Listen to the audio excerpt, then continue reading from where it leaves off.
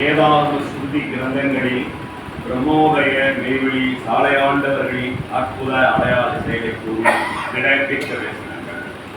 ஈராந்த யுகம் முடிவாகிற வகை மரண கேவலப்படுகின்ற மனுஷனைப் போல உலக அழிவு முடுகின அடையாளங்கள் கண்டதன் பின் மனுஷ ஜீவன் பிரிகிற லட்சணமாக உலக ஜீவிய புராணங்களும் ஜீவியமற்ற பொருள்கள் சகலமும் அழிந்து போகிற ரூப லட்சணம் காண்பது கிரமமா? அது எப்படி என்றால், மனுஷ ஜீவன் பிரிபட வாத பித்த ஸ்லேத்துமம் ரத்தம் என்ற விசர்ஜனங்கள் நாளும் உயிரை அறுக்கும் அறிவால் போல் கருவி ஜீவனை அறுக்குமல்லோ, அப்படியே பூலோக சம்பந்தமான பிரிதிவி அப்பு தேயு வாயு என்ற 4 பூஜ்யங்களும் ஒன்றோடொன்று விரோதமாய் பிரகோபித்து உலகத்தை சங்கரிக்கலாகும் என்பதே. அது எவ்விதமோவெனில், அப்பு என்ற சமுத்திரம் தனது ஓங்களால் குரோதத்தை காண்பித்து ஜனங்கள் உன்னத பர்வதங்களுக்கும் உயர பாய்ந்து சகல லோகத்தையும் மூடி வருவதாக பயங்கரப்படுத்துகிறது அல்லாமல், அதில் உள்ள மற்ற ஜாதிகளெல்லாம் வனத்தில் கூப்பிடுகின்ற சில்லீரு போலும் மலைக்கு அபயமிடுகின்ற பச்சை மண்டூகம் போலும் இறைய அந்த சத்தங்களுக்கு காது கொடுத்த மனுஷனுடைய உயிர் பயங்கர அதிர்ச்சியால் நீங்கி போகலாய் இருக்கும். வாயுவானது தனது பிரகோபம் என்கிற வேகத்தால் கருவி இறைச்சலாக ஓடி வருகிற கோடானு கோடி குதிரைப்படைகளுக்கு சமானமான அதிர்ச்சியால் பிரசண்டமாக அடித்து பூமியிலிருந்து எழும்புகின்ற தூண்களால் மனுஷர் கண்களில் மண் நிறைந்து வீட்டு கூரைகள் கிளம்பி உத்தியான விருட்சங்களில் காய் கனி இலை குலை நிலத்தில் சிதறி வானங்களில் மகா மரத்தலைகளும் வேரோடு குடுங்குண்டு போக அநேக காலதூரத்துக்கு அப்பால் எரியப்படுகிறதாயிருக்கும்.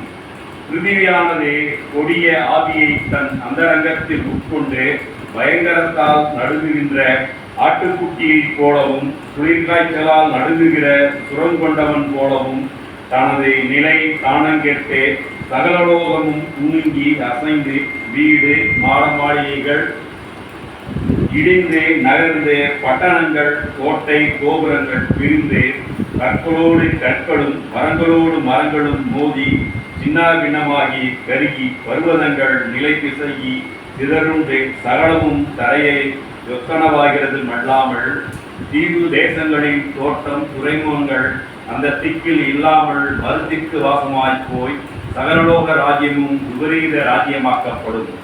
அப்போது தேயுவானது பூமியிலும் காற்றிலும் அதிகமாய் பிரதிபலித்து இடி மின்னல் முழக்கங்களை இடைவிடாமல் எரிதலால் மூங்கில் காடுகள் தீக்கொண்ட தன்மையாக எங்கும் சத்தமும் சுவாலையும் காணப்படும்.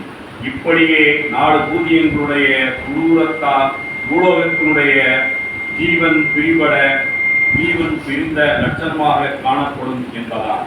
அது எப்படி என்றால், மனுஷ ஜீவன் பிரிந்தவுடனே அவன் இருவிழிகளும் மறைந்து முகத்தின் வடிவு லட்சணமெல்லாம் பாடி அவலட்சணமாவானே, அப்படியே பூலோகத்துக்கு நேத்திர சமானமாக ஒளிவு கொடுத்து கொண்டிருந்த சந்திர சூரிய நட்சத்திரங்களுடைய ஒளிவு மறைந்து விண் மண்டலங்களுடைய வடிவின் அலங்கார வேடிக்கை ரூபமெல்லாம் அவுருவமாக இருக்கும் என்பதால்.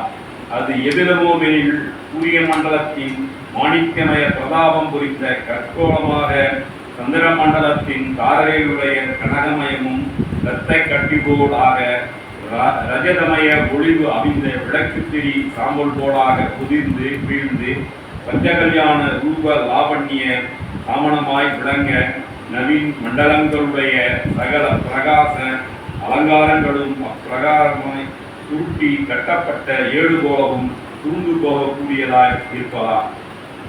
அப்படியே மண்டல பிரதாபமுள்ள மனுஷ ஜென்மத்துக்கு உபகாரமாக படைத்ததினால் மனுஷ ஜென்மம் நாஸ்தியாகிற போது அந்த பிரகாசங்களும் நஷ்டமாய் போகிறது கர்வம் என்று அறிய கடவோம்.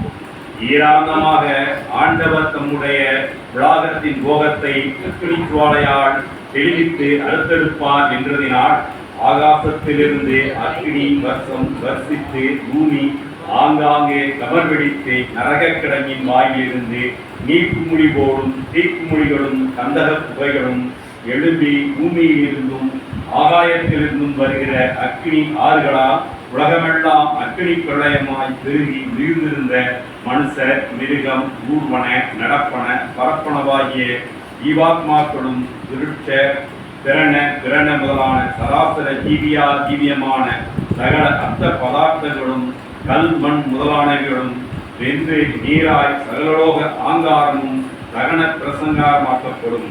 இப்படி எரிகிற சுவாலையானது நரகவாசிகளுக்கு நரகாக்கினிவாதையுமாயும் அற்ப பாவங்களை உத்தரிக்க வேண்டிய ஆத்மாக்களுக்கு உத்தரிக்கிற சுவாலையுமாய் சுகிதவாதிகளுக்கு சுகிதம் பிரதாபிக்கின்ற திவ்ய பிரகாசமாயும் இருக்கும்.